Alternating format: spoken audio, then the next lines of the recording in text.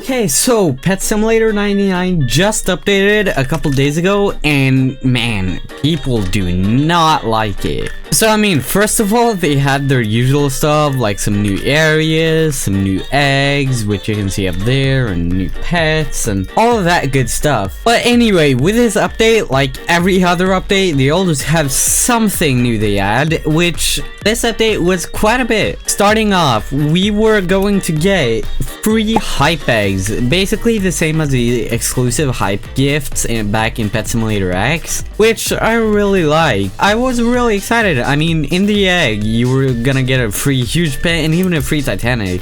Everyone was hyped about it, and you got one egg for every rank you got, so of course people started using alt accounts and getting ranks up on that.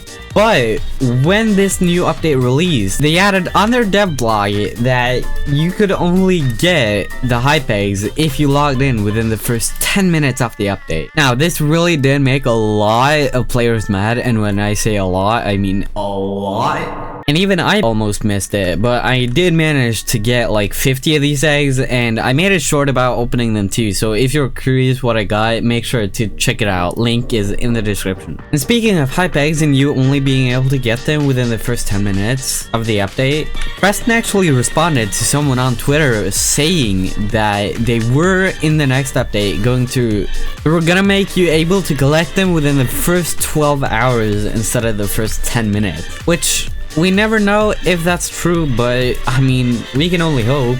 But moving on, we also got some brand new machines here. Like we got this, no, we had the exclusive day here. We got this forge machine here, which some people like it, some people don't. And I mean, it can be good. Like if you look for the charm stones, like 100 charms for one charm stone, that is kind of a ripoff. Even the agility charms, that is really bad. But if you look at the large gift bags here, 4 gift bags equals 1 large gift bag. If you do 4 of those, that is like what, like 12k, and you get about the same value back, which is really good. I really like that, and you get way better stuff from the large gift bags than you do from the normal one. But that's not the worst thing about this update though, because we did also get something involving potions as well, which I thought was going to be a cool idea, and then I saw it in game and I got kind of frustrated. So behind me here we have the XP potions that it says here, craft with items. So in here you can craft different potions. You can craft potions for XP that you can put on huges, titanics, ultimates, or mastery. And to make those, it does cost a few items, like as you can see with the titanic one here, it costs 100,000 diamonds, 5 bucket of magics, and 20 XP charms. Mastery, you got 12 coins 7, 3 tech keys, and with the ultimate you have 10 tap power 7 and 2 crystal keys. Now you might think, oh, that's not that bad, these enchants are easy to get.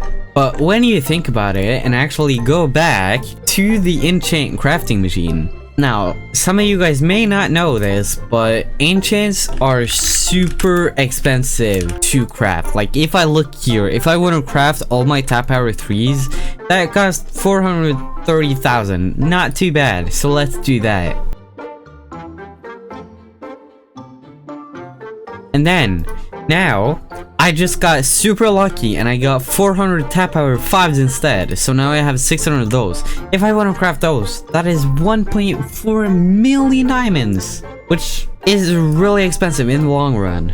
And if I want to craft those, that is actually not too bad. That is 500,000 diamonds. But if you think about it, I just made 1 potion and that costed me like 5 million diamonds. And now with these ridiculous prices, people wouldn't make those, right? Well, here comes a bad thing. We recently got a new clan battle, which is pretty similar to the last one. We have like a clan quest thing like we had in the last one, but you obviously have new quests. So as of right now, we have so many breakables in the treasure hideout, which is a new minigame, which we will talk more about later.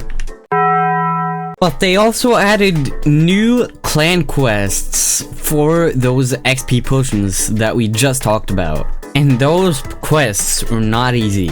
Like, you seriously have to craft, like, I think it's like 180 XP potions for the 4-star quest and 120 for the 3-star.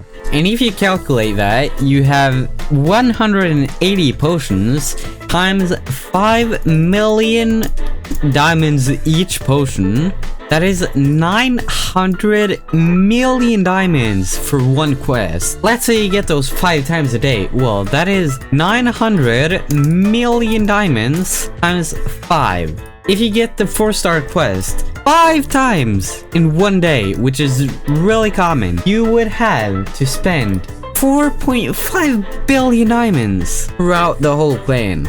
Like, the bad thing about this is that, like, the rich people, the actual rich people can't even afford that. Like, it's ridiculous. So the devs were nice to us, and David over here tweeted that the XP potion quests for the clan battle were significantly easier and less likely to be assigned, basically meaning that you have a less chance of them spawning in. And that is pretty good, but I mean, you still have 40 for the 4-star quest. And if you calculate that, that is 40 times 5 million. So that is still 200 million for one quest. And let's say instead of 5 times a day, you get it 3 times a day. That is still like 600 million, which is way better than 4.5 billion, but still quite a bit. And speaking of how bad this update actually was, Big Games tweeted out on April 6th, right after the update, thoughts on the update, and it got 1.7 thousand replies. So let's just say there were a lot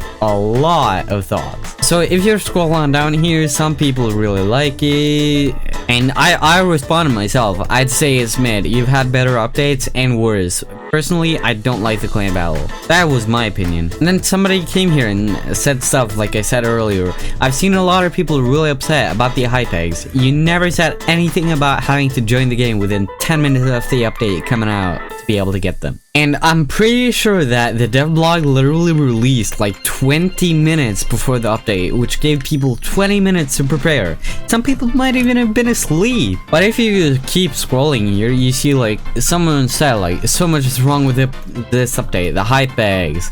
Combine all keys gone. That is also one thing. In the last update, we got something that really made people happy, which was this combine all button. And now, yes, I do have it, but now they changed it so that you need level 40 on keys mastery, which some people probably didn't realize on that tweet, but it's a thing and you are able to craft all again. It's just you need level 40 on keys mastery instead of completely free.